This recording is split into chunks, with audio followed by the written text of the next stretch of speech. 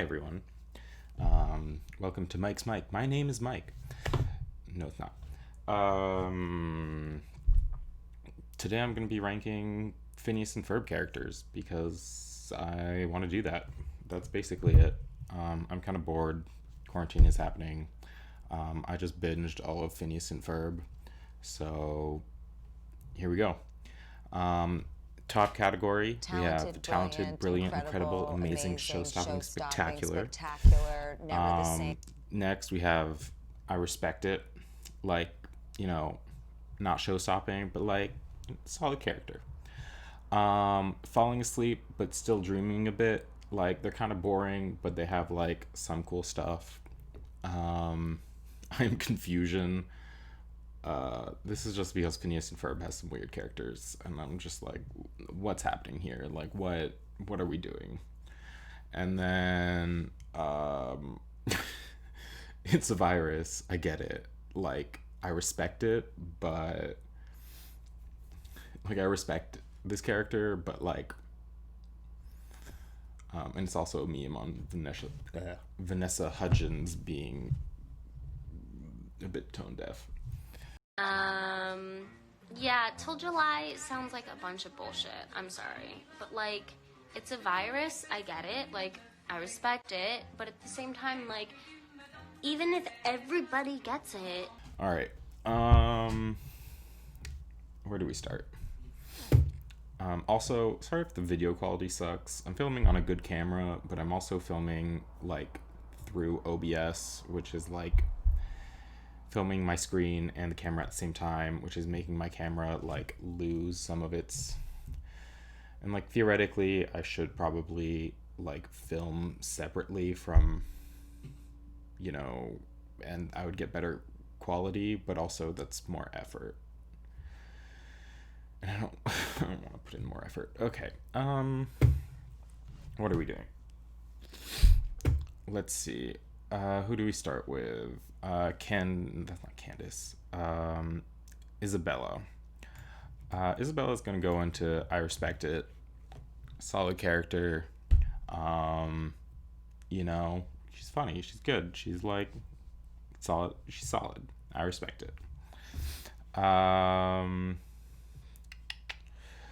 Ducky Momo is I'm confusion. While we're here, we're just also going to put the floating baby head. That's a picture, if you can't see, it's kind of small. The floating baby head and the bathing suit that just kind of appear throughout episodes, and they're like with no explanation, and they're just kind of like, yep, there's a floating baby head because who cares? This is like a kid's show. Meep is also I'm confusion. They just like, came up with Meep and then like went full crazy people, and just were like, whatever, we're just gonna do that.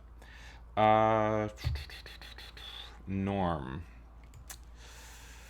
I really like Norm. Norm is absolutely hysterical, but I don't know whether to put it in like talented, brilliant, or like I respect it.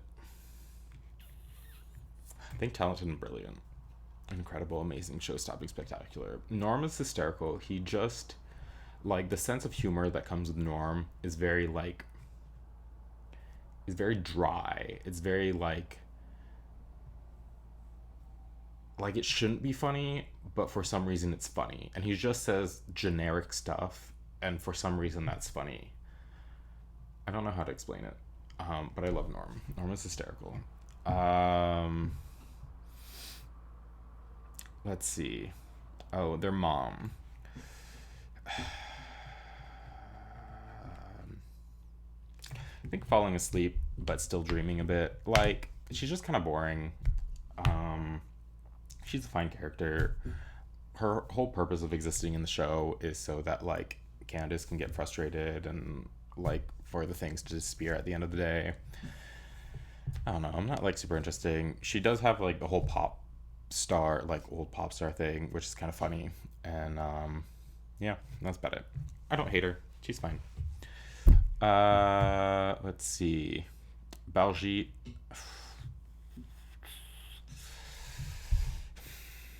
Baljeet is I respect it. Yeah, he's a good, solid character. I worry about the cultural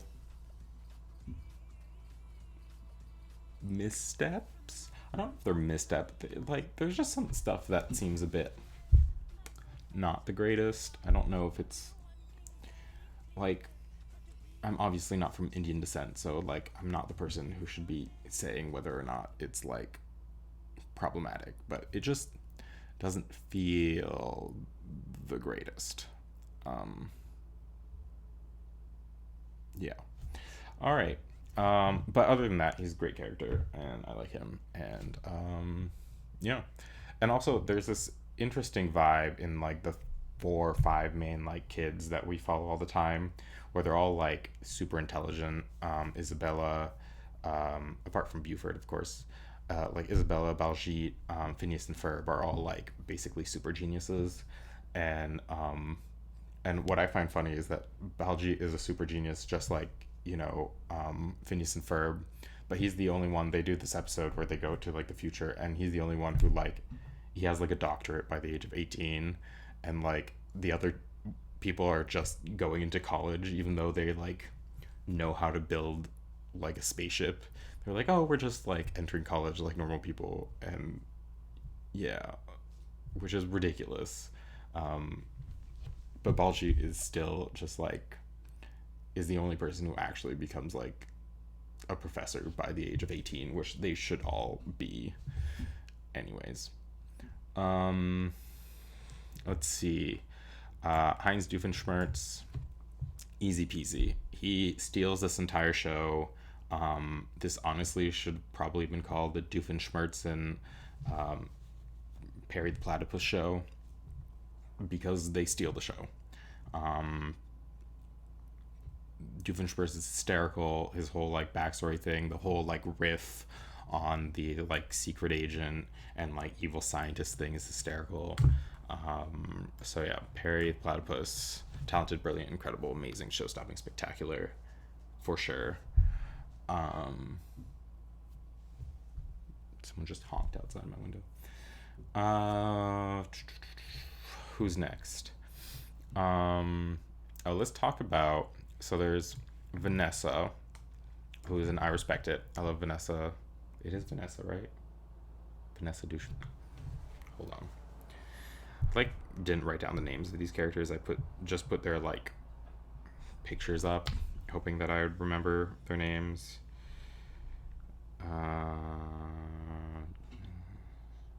Yes, it is Vanessa. Okay. Vanessa Doofenshmirtz. She's good. She's like a solid like emo character, but who's like emo but not like too emo, and who's still like, who doesn't do that annoying thing. Like, she kind of does that annoying thing in kids shows or in teenage shows where like she's like, I hate my dad, he's so embarrassing, whatever. But they give a good balance to it in this show where it doesn't feel like awful. And like most of the time when she does have that like, oh, I hate my dad, whatever, she's still like, she at the end of the episode or whenever is like, you know what, I do like my dad, he's my dad, he's chill. And so I like her for that. The reason I want to talk about her too is in reference to 2 other characters. The first is Ferb. Ferb is going to go into talented, brilliant, incredible, amazing, show-stopping, spectacular. He's just a great character, and I think it's really funny that they only give him like one line every like 3 years, and you know, it's good gag. But so what happens in the show is that really early on they're like, oh, Ferb has a thing for Vanessa, and Vanessa kind of has a thing for Ferb. But then they realize that Vanessa is like 16 in this show. I think she's like 16 in this show, and Ferb is like 11.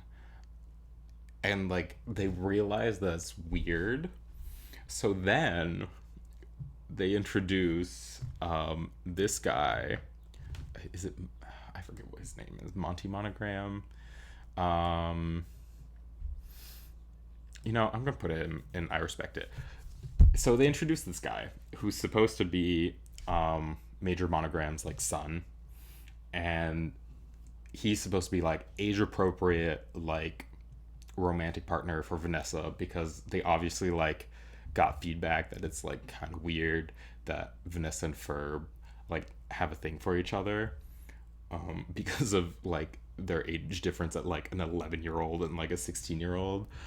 So they introduced this other character who's like, generic hot straight dude number three, and to kind of, and they try to make it interesting. And the thing is that I don't hate this character. I think a lot of people will probably like not like this character because he was just introduced. Excuse me, there's a truck coming by. I hope you can't hear that. I think a lot of people were not going to like this character because he's kind of introduced like later on as like a love interest to Vanessa, and kind of like they throw away the thing with Ferb for a while because they have like this going on. But they still make him like interesting enough, and I still like his relationship with Vanessa. But the other thing is funny. I haven't seen any movies, so I don't know if anything happens in the movies that explains this. But in just the show, they kind of like ditch him after a while with no explanation. They're just like, oh, him and Vanessa aren't a thing anymore. Like they don't even say that. He just stops showing up in episodes. And then in the episode where everyone's going off to college, where they like fast forward, Phineas and Vanessa are like going out, and you kind of like assume at that point that Phineas is like 18 and that Vanessa is like 22, but that's still like, yeah, it's just funny. Like the thing is, I like the relationship Ferb Vanessa. Is just they handled it strangely, and they tried. They tried. All right, I'm done talking about that. Let's move on. What else do we have? Pinky.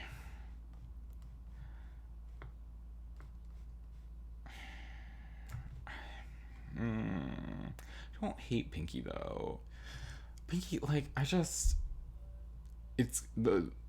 Pinky is kind of funny in that, like, they were trying to do a thing where he was the scared little, like, chihuahua, and then, like, all of a sudden he's also a secret agent, and that's funny. And then we see, like, one or two of his adventures throughout the show on episodes that are more focused on Isabella and the Fireside Girls. And I don't know, he's not the worst character. He's just, they don't show him enough to like have him be interesting. So I respect it, but they could have done more. Same with this girl, I forget her name. She shows up at the beginning. She shows up because, so Candace and Jeremy, we'll get to them right after this, I guess. Candace and Jeremy have like a relationship, and I actually like the Candace and Jeremy like dynamic that goes on, because in the first few seasons, like, I think it's really easy to make Candace, to kind of like bully Candace as a writer in writing this show, because she like, it feels like nothing goes her way when it comes to like the Phineas and Ferb stuff, and she's always trying to like bust them and nothing goes her way, and that's like, and that makes it so like life for her is kind of shitty. She's always trying to accomplish this thing and she never does, and that's kind of like sad. But they kind of like remedy that by, even when things don't go her way in like that area, they kind of give her Jeremy to kind of like balance that out, and that so she's having like a good thing going kind of outside of the kind of rest of her life that doesn't go great. And so I really like her and Jeremy's, Candace's and Jeremy's relationship. But then in the early episodes, they try and introduce this little girl character, I forget her name, and she's supposed to be the obstacle between her and Jeremy, but then they realize that that's kind of just annoying, and it makes it feel like bullying Candace, because if Candace is blocked all the time from busting their brothers and is blocked all the time from getting Jeremy, then like Candace just like exists to kind of be denied anything in the entire show. So they kind of like let go of this little girl after a while, because I think they kind of realized that. So yeah. Candace, I really like Candace. I think it's easy to dislike Candace. I'm gonna put her in I respect it.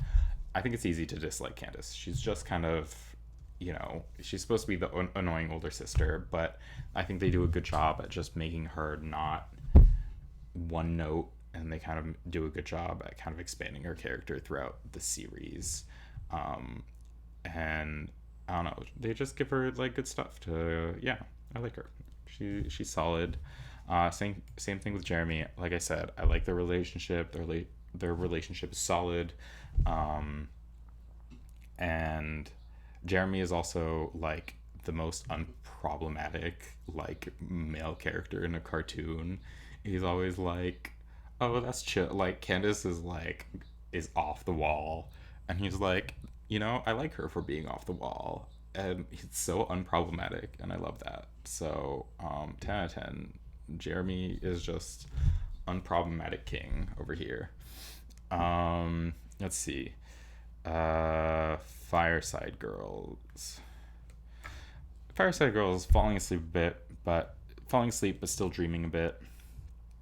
They're just there. That's it. Like, I have nothing else to say. They're just there. Isabella is really the only interesting character in Fireside Girls, which is I kind of wish they had more Fireside Girls that did more. They're just there. There's a few of them that like do a bit more, but very rarely, and it's, I don't know. I kind of wish they'd done more with the Fireside Girls. The dad. Dad is falling asleep, but still dreaming a bit. I think he's funny. I think that his dynamic with like the kids and Candace is like has a good difference with like the mom's relationship with Candace and the kids. Also, there's a joke. Oh my gosh. So there's this joke that he does, I think the last season, I believe. I might be wrong on this. But this joke destroyed me. And like I'm going to put the joke here. And I think I'm going to put the joke after I explain something. So he does this joke, and like I don't think a lot of people will get the joke. So I'm going to put in a clip from Friends where they kind of like put they use those same words. You'll get it, I hope. I'll put the two one next to each other. I can't believe it! I'm perfect hair day! I finally got my PhD! Oh, that's wonderful, honey. Not a single day goes by when I don't appreciate my PhD. That's great, Dad, but I'm not talking about a degree. Oh, neither am I. Oh my God. Oh, also, you might be interested to know that I have a PhD. Wow, you do? Yep, pretty huge. All right.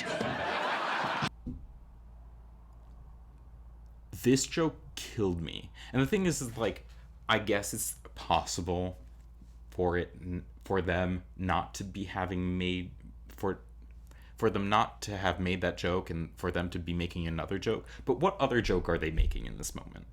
Like, if they're not saying pretty huge, what are they saying? And they kind of like later on they kind of give him a reason for saying that. It's true! I'm finally having good luck! I was using my PhD, my pillow-hurling dexterity. Nah, still lucky. But like, like, anyway, let's move on. All right. Major Monogram. I like Major Monogram. I like Major Monogram. The thing is, he just gets kind of boring, and he doesn't get as much Like, he probably should be, and I respect it, but he just doesn't do enough. He just doesn't do enough, and there are some episodes where he does more, but he just doesn't do enough. Though, one also, the other reason that he's in falling asleep but still dreaming a little bit is because the still dreaming a little bit is because I want this. I want this to be an item. Yeah. I'm getting full queer vibes from these two. Like, full, full vibes. But they make kind of sure really early on to say that Major Monogram has like a wife and he has a kid, but you never see the wife, like, ever. And I'm just like, did they give him a wife because like other people were getting the vibe between like him and Carl the intern? Like, because that's why I feel like they gave him a wife that we never see, and she never, like, we never even hear her talk. Like, we never even hear her voice off screen. Like, they reference her like 3 times. And I feel like they only gave him a wife because people were getting the vibe I'm getting from this couple. And yeah. And so they're only... So I would be an I respect it, like, they would be an I respect it if they just went, like, full out, like, but they decided to give Major Monogram a wife. And so here they are in falling asleep, but still dreaming a bit. Who do we have left?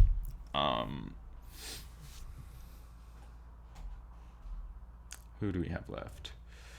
Doofenshmirtz's brother.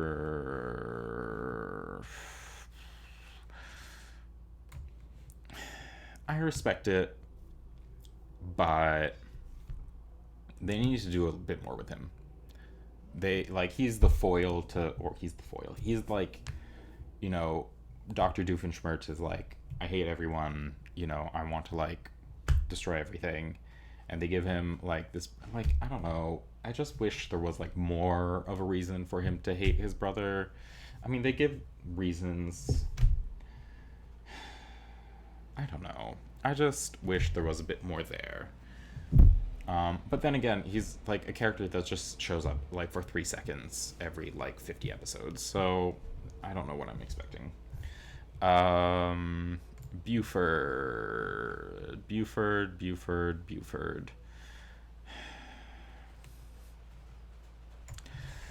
Look, out of the main like 5 kid characters, which is Buford, Baljeet, Isabella, Phineas and Ferb, like kid characters, not like Candace and all that. Out of the 5 kid characters, Buford is just the most boring, and it's not like, and I guess it is because he's like a bully, and they kind of like try and like they develop that. They don't just give him, or like, you're a bully and like that's it. They do develop that kind of like concept. I just wish it was developed more. And so I still like him. I still like him as part of like the core 5. But I just can't put him on the same level as like the other 4. He's not an awful character. I like him. He's just not like, he's just not the, he's not everything I wanted. All right, moving on. Phineas, I respect it. Good character. Phineas does Phineas. His head is a triangle. What more can I say? That's it. That's Phineas. Doofenshmirtz's ex-wife. I like Doofenshmirtz's ex-wife. We don't know anything about her as a character. Like, we just don't. She shows up for like 3 seconds throughout the entire series. But just like her existence is funny in the show, in that she is apparently like loaded and has a bunch of money, and like that's how Dr. Doofenshmirtz gets the money to do all of his experiments, is that he gets alimony through his ex-wife. And like, I really like that joke. I think that's a funny, solid joke, and for that she's gonna go here. What's his face? I don't even remember. Irving.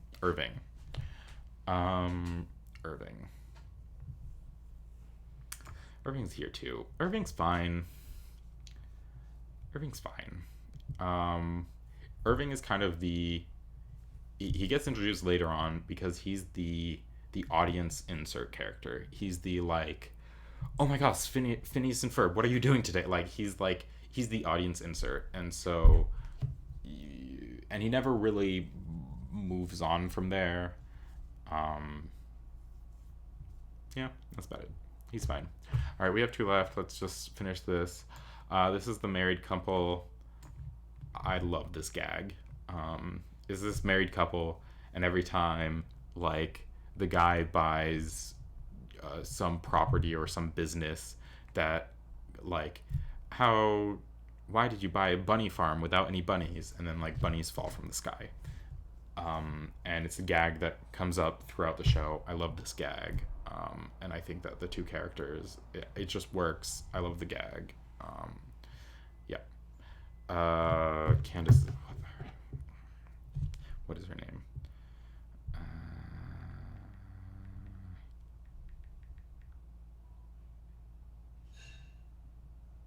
Stacy.